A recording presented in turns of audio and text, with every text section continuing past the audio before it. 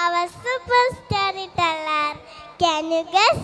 Yes, it is Miss Aiza Mariam. I welcome Aiza Mariam for a Malayalam story. Story is Kakeda Fangatsan. Listen and enjoy. Aiza, please. കൂട്ടുകാരെ, എൻ്റെ പേര് ഐസ. നിങ്ങൾക്ക് കഥ കേൾക്കാൻ ഇഷ്ടമാണോ?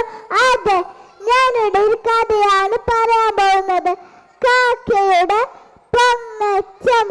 ഒരിക്കൽ ഒരു കാക്ക താൻ സുന്ദരിയല്ല എന്ന് പറഞ്ഞ് വിഷമിച്ചിരിക്കുകയായിരുന്നു. അപ്പോൾ നല്ല പീലി വിടർത്തിയ നല്ല ഭംഗിയുള്ള മയിലുകളെ കണ്ടു.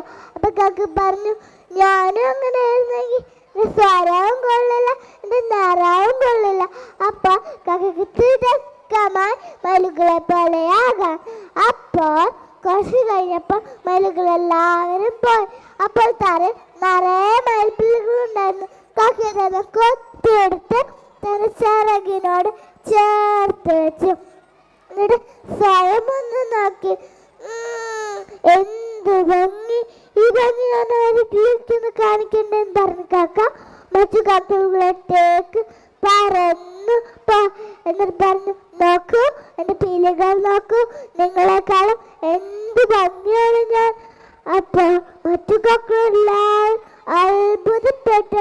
എങ്ങനെ കാക്കയെ കണ്ടിട്ടില്ലല്ലോ എന്ന് പറഞ്ഞു. അപ്പോ നമ്മളെ കാക്കയാട്ടെ തന്റെ സൗന്ദര്യത്തെ കുറിച്ച് പൊങ്ങിച്ച് പറയാനേ തുടങ്ങി. അപ്പോൾ പെട്ടെന്നൊരു കാറ്റ് വീശി. അപ്പോൾ മറ്റു കാക്കകളെല്ലാവരും അതിന് തടുത്ത് നിർത്താൻ ശ്രമിച്ചു. നമ്മളെ കാക്കയാവട്ടെ പീലികളെല്ലാം പോയി പഴയ കാക്കയായി മാറി.